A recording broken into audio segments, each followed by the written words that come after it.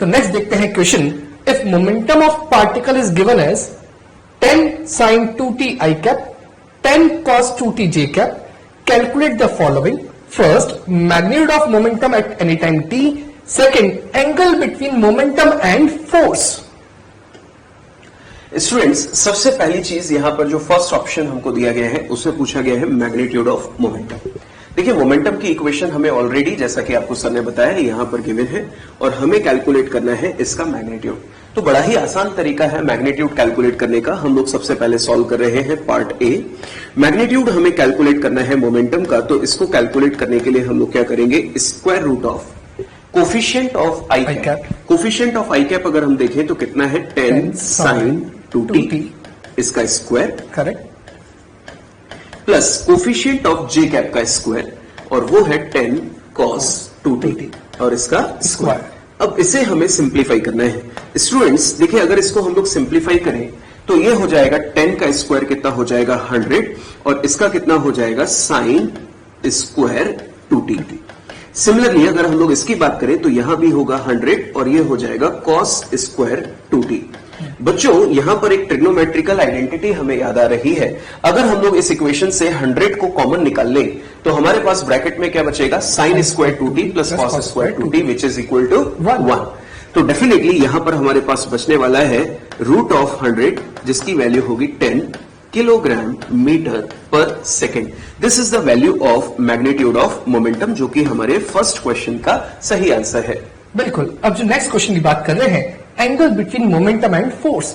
तो यहां पर आपको कोई फोर्स नहीं दे रखी, इसका मतलब आपको फोर्स फाइंड आउट करनी पड़ेगी। तो जैसा अपन ने देखा था कि फोर्स के अंदर, ध्यान देना, सेकंड पार्ट की बात कर रहा हूं, फोर्स क्या था, F vector is equal to dp by dt। अब बच्चा यहां पर इसका आपको डिफरेंशिएशन करना पड़ेगा। तो इसका जब डिफरेंशिएशन करेंगे तो देखो ध्यान से, मैं लिख सकता हूं पहले टर्म का डिफरेंशिएशन, क्या ये 10 तो कांस्टेंट है। अब कॉस का डिफरेंस, साइन का डिफरेंशिएशन क्या होगा, कॉस, तो क्या लिख रहा हूं बच्चा, 10 cos 2t। अब एक बार और ध्यान दो, फिर अंदर वाली टर्म का डिफरेंशिएशन होगा तो इनटू क्या हो जाएगा 2, बिकॉज 2t का डिफरेंशिएशन क्या होगा 2, तो इसलिए यहां पर लिख दिया इनटू 2, और आई कैप है तो into I cap, plus 10 cos 2t का डिफरेंशिएशन, तो 10 तो कांस्टेंट है और cos का डिफरेंशिएशन माइनस साइन, तो यहां पर क्या टर्म आएगी, माइनस 10 sin 2t। अब अगेन जो अंदर वाली टर्म है इसका डिफरेंशिएशन कितना आएगा 2, तो यहां पर लिख दूंगा इनटू 2 j कैप।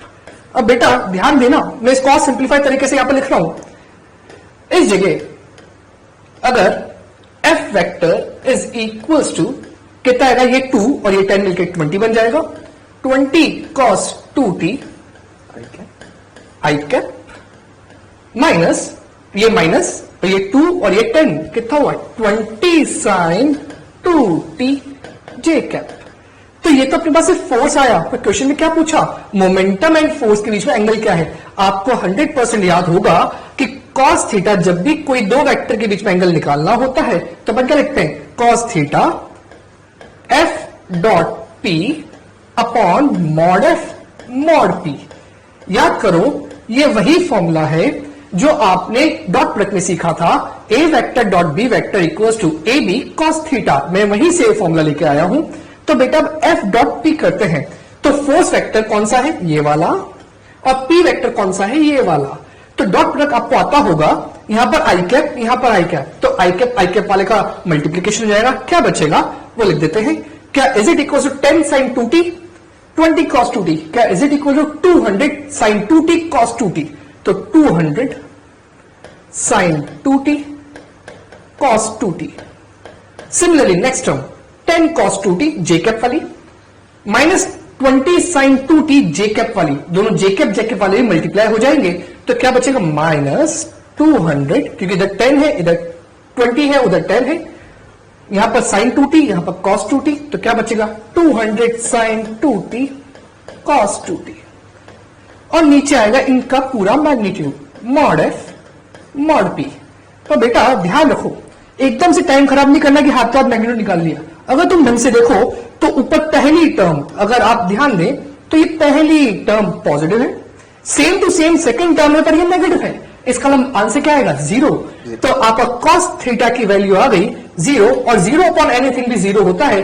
अब बेटा cos थीटा 0 है, इसका मतलब थीटा कितना होगा 90 डिग्री। बिल्कुल सर, तो यहां पर थीटा हो गया 90 डिग्री, तो इसका आंसर क्या होगा angle between momentum and force is 90 degree. तो सर ने बहुत एक अच्छी बात यहां पर आपको कॉन्सेप्चुअल बताई कि जब भी हमें दो वेक्टर क्वांटिटीज के बीच का एंगल कैलकुलेट करना है तो हमें वहां पर उन दोनों क्वांटिटीज के लिए डॉट प्रोडक्ट कर देना चाहिए, and with the help of this relation हम लोग इस तरह के क्वेश्चन सॉल्व कर सकते हैं। बिल्कुल।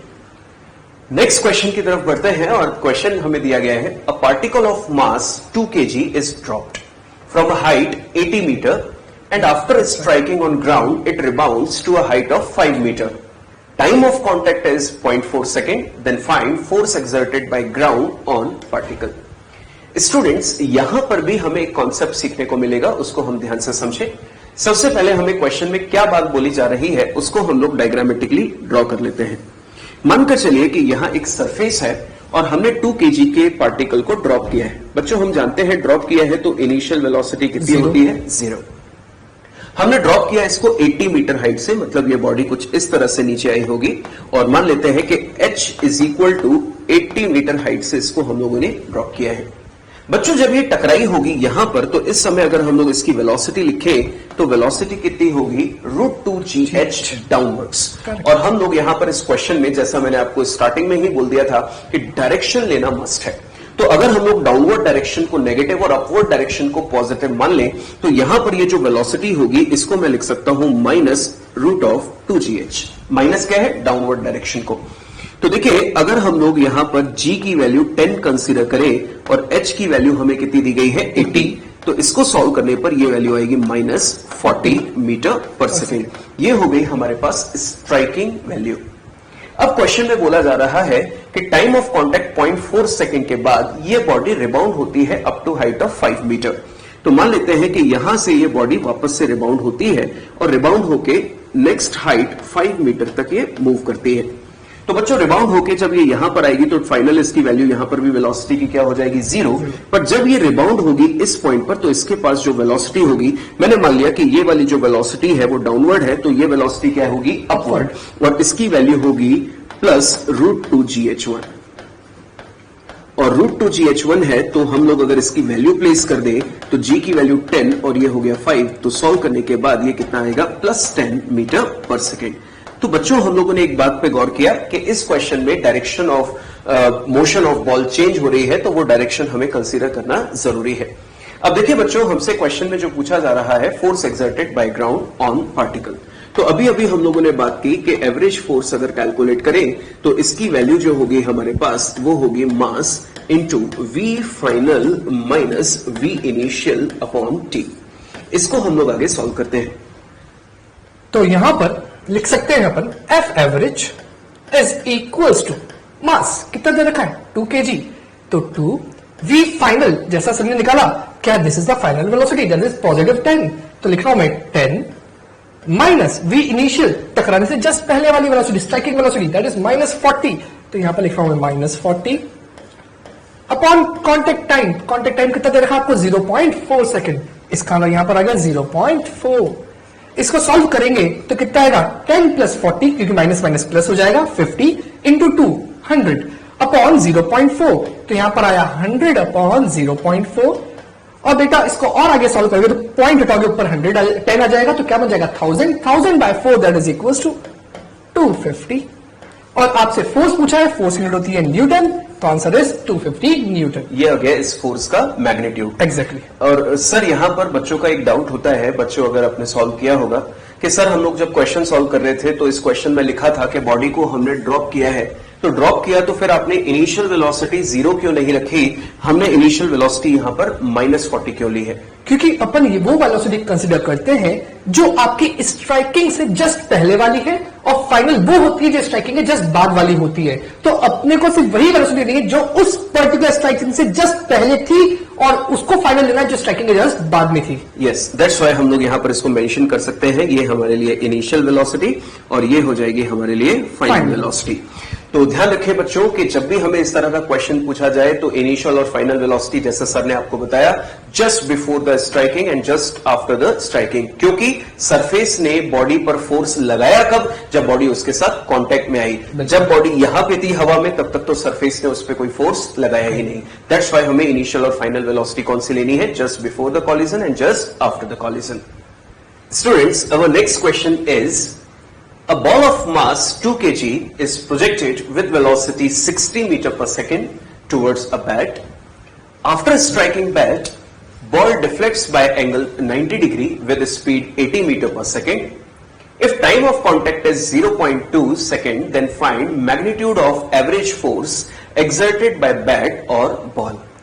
तो बच्चों इस क्वेश्चन के अंदर अपने को क्या ध्यान रखना है कि अपने को मैग्नीट्यूड निकालना है, तो इसलिए फोर्स की आपको वैल्यू निकालनी पड़ेगी which is dp by dt और momentum is a vector quantity. तो सबसे पहले वेक्टर के लिए अपने को डायरेक्शन डिफाइन कर लेते हैं। Right side I cap, upward J cap और डाउनवर्ड है तो माइनस जे कैप। तो इस चीज के ऊपर अपन वर्किंग करते हैं। जैसा बोला है बॉल का मास कितना 2 kg, तो एक बॉल है जो 2 kg की है, यहां से इधर आई और वो टकरा रही है ऐसे बैट पर जिसपे टकराने के बाद वो वर्टिकली 90 डिग्री चेंज आ रहा है। तो मैंने अज्यूम कर लिया कि वो नीचे जा रही है। तो टकराने से जस्ट पहले की स्पीड आपको दे रखी है which is 60 metre per second, टकराने के जस्ट बाद की speed 80 metre per second.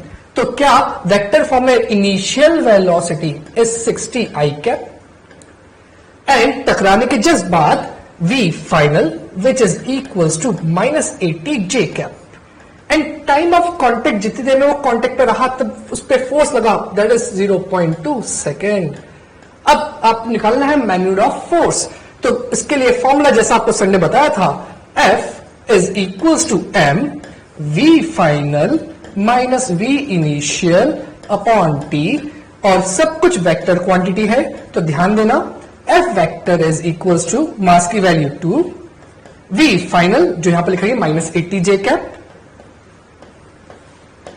Minus v initial is 60 i cap and time is 0.2 second.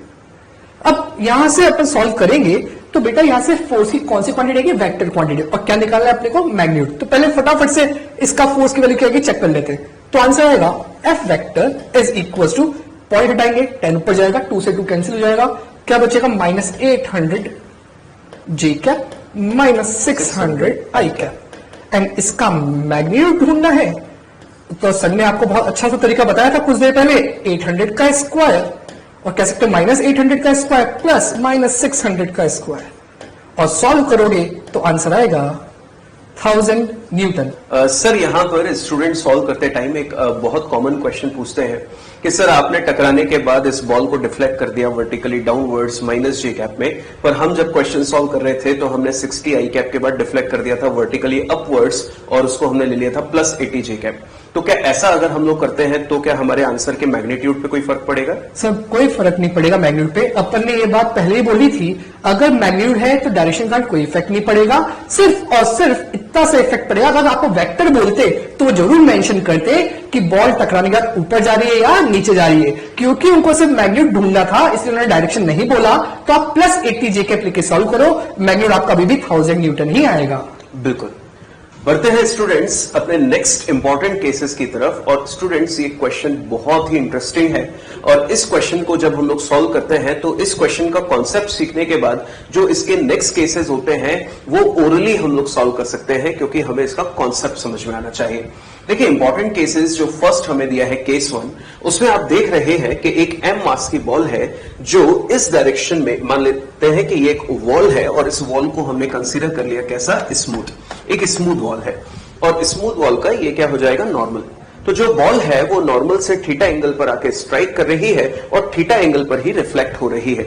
तो हमें क्वेश्चन में पूछा जा रहा है कि एक तो change in momentum of ball calculate कीजिए और साथ में हमें कैलकुलेट करना है magnitude of average force exerted by this wall on the ball.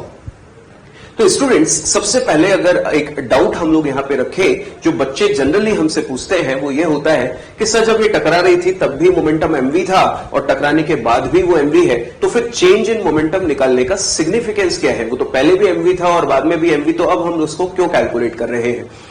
तो चेंज इन मोमेंटम, जैसा कि सर ने बताया था कि मोमेंटम एक वेक्टर क्वांटिटी है और वेक्टर क्वांटिटी में अकेले मैग्नीट्यूड नहीं देखा जाता, मैग्नीट्यूड के साथ साथ डायरेक्शन देखा जाता है। ऑब्वियस सी बात है। और आप देख रहे हैं कि टकराने के पहले और टकराने के बाद में इसकी डायरेक्शन ऑफ मोमेंटम चेंज हुई है।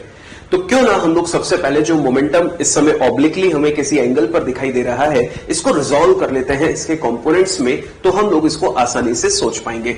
तो ऑब्जर्व कीजिए कि अगर हम लोग इसकी टेल से इसके कंपोनेंट कर दें, तो ऑब्जर्व कीजिए कंपोनेंट करने के बाद देखिए ये एंगल थीटा है, तो ये एंगल भी कितना होगा, थीटा, ऑल्टरनेट एंगल। बिल्कुल। और अगर हम लोग यहां पर एमवी के कंपोनेंट करें तो इस डायरेक्शन को हम लोग कंसीडर कर लेते हैं एज आई कैप। मान लीजिए ये वाली डायरेक्शन है आई कैप और वर्टिकली अपवर्ड डायरेक्शन हमने कंसीडर कर ली एज जी कैप।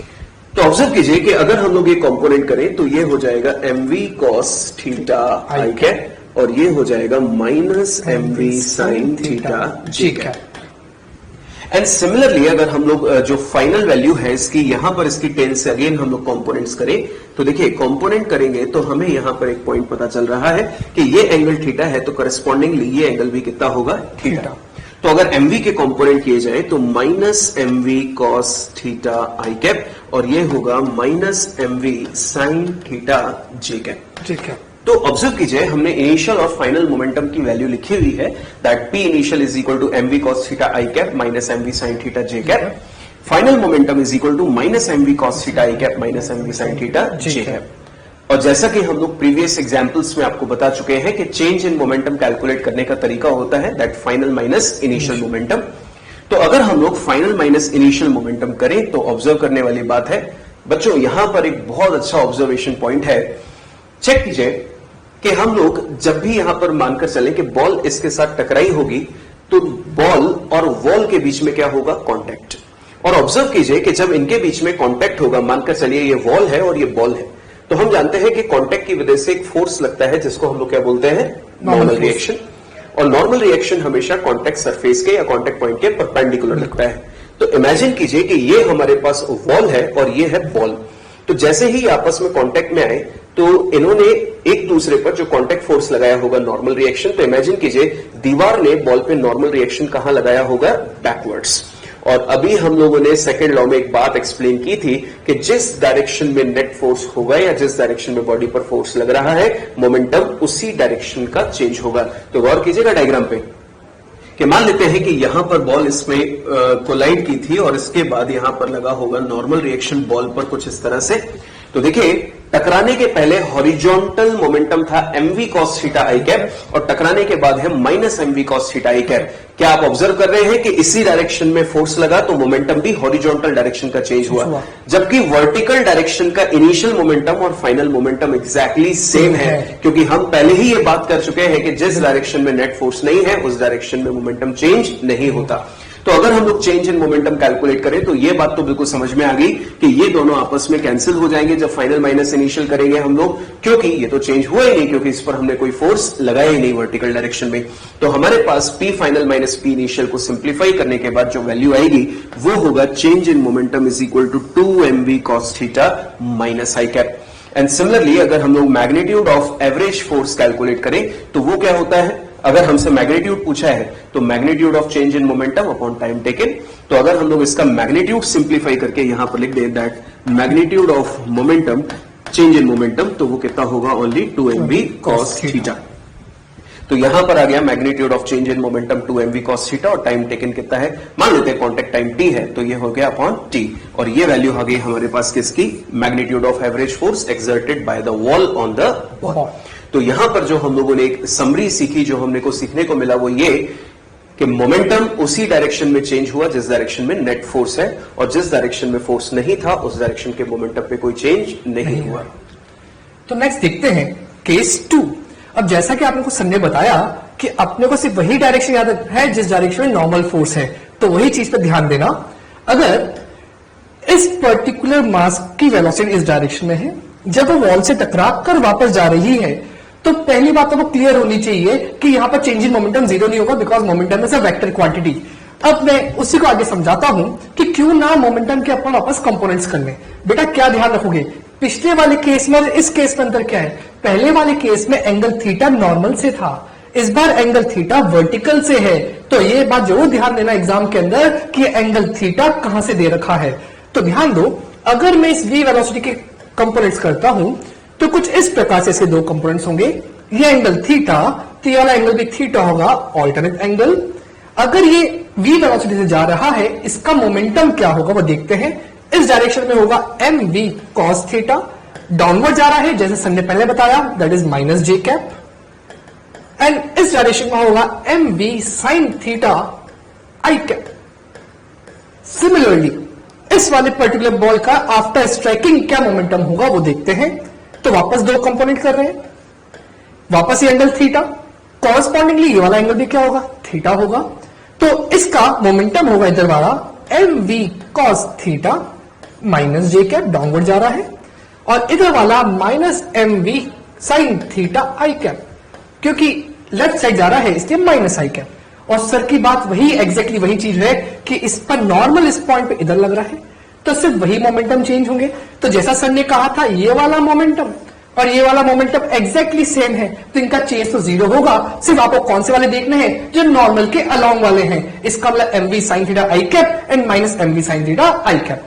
तो देखो initial momentum mv sin theta i cap minus mv cos theta j cap, ये वाला mv sin theta i cap minus mv cos theta j cap, ये वाला initial. Final वाला minus mv sin theta i cap minus mv cos theta j cap minus mv sin theta i cap minus mv cos theta j cap. और जब मैं दोनों का change निकालूंगा तो कौन से कट जाएंगे, जे वाले कंपोनेंट्स कैंसिल आउट हो जाएंगे, तो सिर्फ क्या बचेंगे, आई वाले component, because normal I minus i cap की तरफ है। Change in momentum 2mv sin theta minus i cap. और एवरेज फोर्स जैसे अपन जानते हैं, यहां पर मैग्नीट्यूड पूछा है, तो magnitude of change in momentum upon time. तो इसका मैग्नीट्यूड क्या आएगा, only this term without vector sign, that is 2mv sin theta. तो आंसर क्या होगा, 2mv sin theta upon T. तो एक बात ध्यान रखना यहां पर, जैसा सर ने बोला है कि एक तो नॉर्मल की तरफ वाले जो कंपोनेंट्स हैं वही चेंज होंगे मोमेंटम के, और दूसरी बात एंगल कहां से दे रखा है, हॉरिजॉन्टल से दे रखा है, तो यहां पर 2mv cos थीटा था, और अगर वर्टिकल से दे रखा है मतलब वॉल से दे रखा है, तो यहां पर 2mv sin थीटा है। Definitely sir. और यहां पर स्टूडेंट्स एक और डाउट हमारे सामने रखते हैं सर, और वो पूछते हैं कि सर वर्टिकल डायरेक्शन में ग्रेविटी फोर्स है, तो वहां पर हम लोग उसको कंसीडर या उस डायरेक्शन का चेंज कंसीडर नहीं करते। तो बिल्कुल बहुत अच्छा क्वेश्चन ये बच्चे हमारे सामने रखते हैं। और स्टूडेंट्स इसका बिल्कुल सही आंसर ये है कि आप जानते हैं कि बॉल जब दीवार से टकरा के रिबाउंड होती है तो कॉन्टैक्ट टाइम जो होता है वो बहुत ही नेग्लिजिबल होता है। और इतने नेग्लिजिबल टाइम में जो ग्रेविटी है वो बहुत ज्यादा सिग्निफिकेंट चेंजेस नहीं कर पाती, इसलिए हम लोग वर्टिकल डायरेक्शन में उसकी प्रेजेंस को उस छोटे से टाइम के लिए इग्नोर करके और सिर्फ यहां पर नॉर्मल रिएक्शन के इफेक्ट को कंसीडर करते हैं। एग्जैक्टली। बढ़ते हैं अपने केस थर्ड की तरफ, and the case 3 is, observe कीजिए बच्चों, अब तो यहां पर हमारे लिए क्वेश्चन बहुत ही आसान हो गया, क्योंकि अब यहां पर जो बॉल है वो बिल्कुल नॉर्मल के अलोंग जा रही है और नॉर्मल के अलोंग ही लौट कर आ रही है। तो अगर हम लोग इनिशियल मोमेंटम यहां पर बात करें तो इनिशियल मोमेंटम हो गया mv आई कैप, बिल्कुल। और बॉल जब रिबाउंड हो रही है इसी डायरेक्शन में तो फाइनल मोमेंटम हमारे पास हो गया कितना, माइनस mv आई कैप। तो ऑब्जर्व कीजिए बच्चों, इस बार तो बिल्कुल अगर हम लोग बात करें तो पूरा की पूरा मोमेंटम जो है वो हॉरिजॉन्टल डायरेक्शन में है, और जो नॉर्मल रिएक्शन बॉडी पर लग रहा होगा वो भी कहां लग रहा होगा, हॉरिजॉन्टल डायरेक्शन में। दैट्स वाई यहां पर मोमेंटम पूरा चेंज हो गया और डायरेक्शन हो गई माइनस आई कैप। तो ऑब्जर्व कीजिए, initial momentum mv i cap, final momentum minus mv i cap, और अगर हम लोग चेंज इन मोमेंटम निकालें तो हमेशा की तरह फाइनल माइनस इनिशियल वैल्यू। तो देखिए फाइनल माइनस इनिशियल करेंगे तो सॉल्व करने के बाद आएगा ये 2mv माइनस आई कैप, और अगर हम लोग वापस से magnitude of average force calculate करें तो magnitude of change in momentum upon time taken. तो देखिए ये अगर डायरेक्शन हटा दी जाए तो ये पर्टिकुलर वैल्यू जो होगी वो क्या बन जाएगी, magnitude of change in momentum, जिसको हमने यहां प्लेस किया, और टाइम टेकन कितना है, t।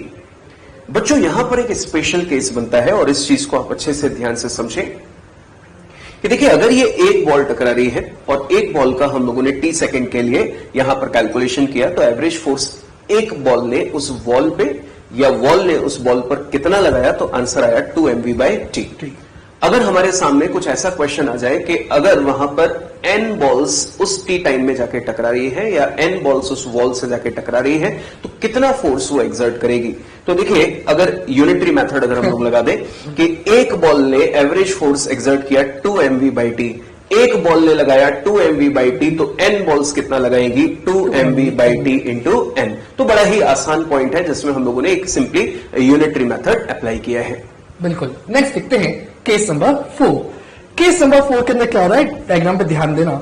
बॉल तो गई पर यहाँ पर V0 है। ऐसा कब होता है, मान लो कोई स्टिकी बॉल है, उस स्टिकी बॉल को अपने दीवार की तरफ फेंका और दीवार पे ही चिपक गई, तो क्या उस केस के अंदर इनिशियल मोमेंटम तो क्या होगा mv, डायरेक्शन देखो i कैप, तो I can say initial momentum is mv i cap, और वो जाके दीवार से चिपक गई तो क्या उस केस में वेलोसिटी क्या हो गई 0। या फिर अगर आपको ऐसा कह दे बस दीवार से चिपकने के बाद अपने को मालूम नहीं कि उसका क्या हुआ, तो बस अपन क्या कंसीडर करेंगे v = 0, मतलब फाइनल मोमेंटम इज 0। तो यहां पर आपने पूछा जाए कि चेंज इन मोमेंटम क्या होगा, तो अपन निकाल सकते हैं p initial mv i cap, final momentum 0, तो change in momentum p final minus p initial. What is p final 0, 0 minus initial क्या आएगा minus mv i cap. Again वही वाली बात, नॉर्मल फोर्स को देख लो, उस डायरेक्शन में चेंज आएगा, तो नॉर्मल किधर था माइनस आई कैप की तरफ, चेंज किधर आया माइनस आई कैप की तरफ। एवरेज फोर्स का मैग्नीट्यूड तो क्या होगा चेंज इन मोमेंटम का मैग्नीट्यूड अपॉन टाइम, इसका मैग्नीट्यूड कितना mv/t। और जैसे सर ने बोला था n बॉल से तो यूनिटरी मेथड अप्लाई कर दो, एक बॉल होगी तो 100% है mv/t और n बॉल्स होगी तो mvn/t। बिल्कुल। तो बहुत ही आसान पॉइंट जो हम लोगों ने यहां पर ऑब्जर्व किए, इस तरह के क्वेश्चंस हमको डायरेक्टली प्रैक्टिस में मिलते हैं। तो आप ध्यान रखें कि अपने कॉन्सेप्ट को ना छोड़ें, डायरेक्शंस को सही तरह से प्लेस करें और फॉर्मूले में कैलकुलेशन सही तरह से करें, तो बड़े ही आसान ये क्वेश्चंस होते हैं। आइए बढ़ते हैं अपने नेक्स्ट क्वेश्चन की तरफ, and the question is a man of mass 50 kg, a man of mass 50 kg is holding a machine gun like this, जैसा कि आप ऑब्जर्व कर रहे हैं, of mass 10 kg, quite heavy, and is standing on a smooth surface. If he fires 120 bullets per second, each of mass 50 gram with velocity 100 meter per second. ये बच्चों वैसा ही point आ गया जैसा भी लास्ट में आपको सर ने एक्सप्लेन किया कि n बुलेट्स अगर फायर हो रही है या n बॉल्स जाके टकरा रही है तो कितना फोर्स एक्सर्ट करेगा। तो बिल्कुल वैसा ही है कि if he fires 120 bullets per second, each of mass 50 gram with velocity 100 metre per second, then find backward acceleration of man along with gun। तो आप अच्छे से जानते हैं बच्चों ये वाला पॉइंट तो कि हम जब फायर करते हैं तो रिकॉइलिंग ऑफ गन कहां होती है पीछे की तरफ, और पर्सन अगर स्मूथ सरफेस पे है तो जैसे ही उसने फायर किया आगे तो गन कहां रिकॉइल होगी पीछे, तो मैन को कहां पुश करेगी बैकवर्ड डायरेक्शन में, तो मैन स्मूथ सरफेस होने की वजह से पीछे की तरफ मूव करेगा। तो वही एक क्वेश्चन हमें कैलकुलेट करना है कि बैकवर्ड अगर वो जा रहा है तो उसका एक्सेलरेशन क्या होगा। तो उस क्वेश्चन के अंदर देख लेते हैं क्या क्या डेटा गिवन है। मैन का मास 50 और गन का मास 10। बेटा इन दोनों को बात ध्यान रखना कि ये 50 और ये 10 आपको दे रखा है। साथ साथ ही फायर्स 120 बुलेट्स पर सेकंड, इसका यहाँ पर क्या दे रखा है नंबर ऑफ बुलेट्स पर सेकंड। तो अपन जो पहले n लिखते थे वो तो सिर्फ नंबर होता था, अगर नंबर बाय टाइम है तो उसको अपन जनरली क्या लिख देंगे small n, that is number of bullets पर सेकंड। उसकी वैल्यू हो गई 120। उसके बाद 50 ग्राम का बुलेट है, उसकी वेलोसिटी कितनी है 100 मीटर पर सेकंड। तो अपन देखो एवरेज फोर्स क्या निकालेंगे, average force acting on it is change in momentum का मैग्नीट्यूड अपॉन टाइम। तो यहां पर वही फॉर्मूला यूज कर रहे हैं nmv/t, और जो n/t है उसको small n which is equal to n into m into v। तो क्या चेक करें n की वैल्यू कितनी, तो n की वैल्यू कितनी हो जाएगी यहां पर 120। अब यहां पर एक वर्ड क्या लिखा है ध्यान देना, find the backward acceleration of man along with gun. तो एक्सेलरेशन के लिए फोर्स को डिवाइड करना पड़ेगा मास से, तो फोर्स किसका बुलेट्स के कारण जो आया m कितना बुलेट्स का 50 ग्राम, 50/1000 इनटू वेलोसिटी विच इज 100। तो क्या कैंसिल आउट होगा यहां से टर्म्स, कितना आया 120 इंटू 5 600। बेटा ये 600 न्यूटन का तो फोर्स लगा, जैसे सर ने बोला था रिकॉइलिंग जैसा फोर्स। अब क्योंकि इंसान गन को हाथ में लेके खड़ा है तो मेरा मास 50 जो यहां पर दे रखा है, गन का मास 10, टोटल मास कितना हो गया 60। तो एक्सेलरेशन क्या होगा, एक्सेलरेशन होगा force upon total mass m total तो यहां पर आंसर आएगा acceleration is equals to force is 600, total mass 50 and 10 का addition that is 60 and a is equals to 10 metre per second square and this is the answer of the required question. बिल्कुल। तो आइए देखते हैं next question को। 0.5 kg ball moving with a speed of 12 meter per second strikes a hard wall at an angle of 30 degree with the wall, ध्यान देना, with the wall it is reflected with the same speed and at the same angle. If the ball is in contact with the wall for 0.25 second, find the average force acting on the ball. Students देखिए, sir ने इस question को पढ़ते time एक particular point पर आपको underline करके बताया है और वो है विद द वॉल। ऑब्जर्व कीजिए, जब हम लोग इसके पर्टिकुलर केसेस डिस्कस कर रहे थे तो सर ने आपको एक पॉइंट पर एक्सप्लेनेशन दिया था कि जब भी इस तरह का कोई क्वेश्चन हो तो हमेशा चेक कीजिए कि बॉल जो है वो एंगल कहां से बना रही है, सरफेस के नॉर्मल से बना रही है या पर्टिकुलर सरफेस से बना रही है, क्योंकि उसी के अकॉर्डिंग हम अपने क्वेश्चन को सॉल्व कर सकते हैं। तो देखिए, एक जाना पहचाना सा क्वेश्चन है जिसको हम लोगों ने केस नंबर 2 में डिस्कस किया था और केस नंबर 2 है हमारे पास कुछ इस तरह से। ऑब्जर्व कीजिए, जो बॉल है वो थीटा एंगल पर आके टकरा रही है और वॉल से थीटा एंगल पर ही रिफ्लेक्ट हो रही है, जिसकी वैल्यू हमें क्वेश्चन में कितनी दी हुई है, 30 डिग्री। और मास और वेलोसिटी अगर हम लोग वहां पर कैलकुलेट करें वैल्यू प्लेस करके, तो सॉल्व करने के बाद मैग्नीट्यूड ऑफ एवरेज फोर्स कितना निकल कर आ रहा है, 2 mv sin theta upon T. उस पर्टिकुलर क्वेश्चन के लिए अगर हम लोग ये वैल्यू डायरेक्टली प्लेस कर दें तो ऑब्जर्व कीजिए, मैग्नीट्यूड ऑफ एवरेज फोर्स अगर हम लोग यहां पर कैलकुलेट करें, मैग्नीट्यूड ऑफ एवरेज फोर्स, तो अभी अभी हम लोगों ने रीड किया वो कितना था, 2 mv sin theta upon T. और देखिए, सभी वैल्यूज हमें इसमें दी गई है। अगर हम लोग उनको प्लेस करें तो देखिए, मास हमें कितना दिया गया है यहां पर, 0.5। सिमिलरली आगे बात करें तो हमें स्पीड की वैल्यू दी गई है 12, एंगल हमें दिया है 30 डिग्री sin 30 और यहां पर हमें दिया गया है time which is equal to 0.25। आगे बच्चों, अगर हम लोग इसको सिंप्लीफाई करें तो ऑब्जर्व कीजिए, sin 30 की वैल्यू कितनी होती है, 1/2।